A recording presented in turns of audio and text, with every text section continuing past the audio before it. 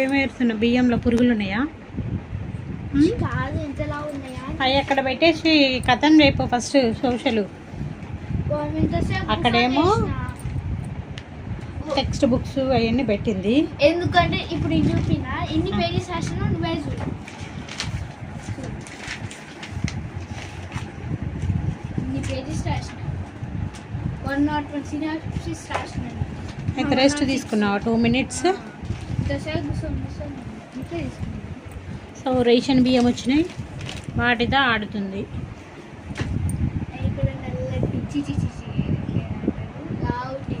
Control బియ్యం.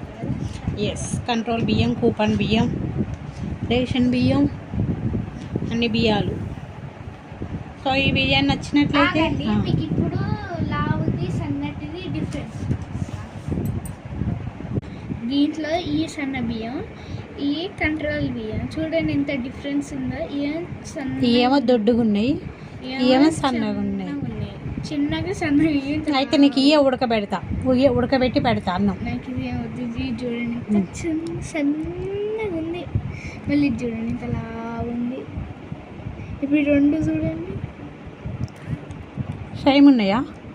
వీడియోలో same అనిపిస్తున్నాయి ఇంద్రా. అయితే నీకు ఉడకబెట్టి పెడతా. ఈ వీడియో మీకు నచ్చినట్లయితే please like, share and subscribe. మళ్ళీ మీకు నెక్స్ట్ వీడియో కలుద్దాం. బాయ్.